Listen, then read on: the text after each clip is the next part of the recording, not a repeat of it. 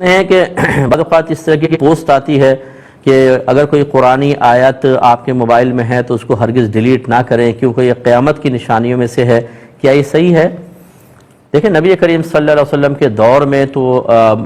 Mobile تھا ہی نہیں، اور اگر کوئی یوں مفہوم لے کہ جی حدیث میں کہیں آیا ہے کہ آخر زمانے میں قرآن مٹا دیا جائے گا اور آپ ایسا کر رہے ہیں یہ بھی مٹانا ہوا تو لہٰذا یہ منع ہوگا، ایسا بھی نہیں ہے۔ آخری زمانے میں قرآن اٹھا لیا جائے گا۔ یہ ضرور ہے کہ جب سارے کافر ہوں گے تو بے حرمتی سے بچنے کے لیے قرآن غائب ہو جائے گا اور کسی کے پاس نہیں رہے گا، اور قیامت کافروں پر قائم ہوگی، مسلمانوں پر قائم نہیں ہوگی۔ لیکن اس طرح نہیں ہے کہ آپ اگر کوئی آیت لکھی ہے اس کو ڈیلیٹ کریں تو یہ قرب قیامت کی نشانیوں میں سے ہے، اور چونکہ اکثر قرب قیامت کی نشانیاں ناجائز امور پر مشتمل ہیں، یعنی ناجائز امور کی نشاندہی کی گئی ہے تو یہ گناہ ہوگا، ایسا کچھ بھی نہیں ہے۔ ہم ٹیچر ہیں، ہم لوگ کتنی مرتبہ آیات لکھتے ہیں اور اس کو مٹاتے ہیں، کہ ہم مصنف بھی ہیں، میں نے کتنی کتابیں لکھتے ہیں، پھر دیکھتے ہیں بھئی آیت یہاں نہیں آنی تھی، اس کو ڈیلیٹ کر دیا جاتا ہے، تو اس کا مطلب تو یہ ہوا کہ سارے کے سارے لوگ گناہ گار ہوتے رہیں گے۔ ہاں، اگر حدیث میں ہوتا، کہیں واضح طور پہ اس طرح موجود ہوتا تو پھر سارے کر بھی رہے ہوتے تو منع کیا جاتا،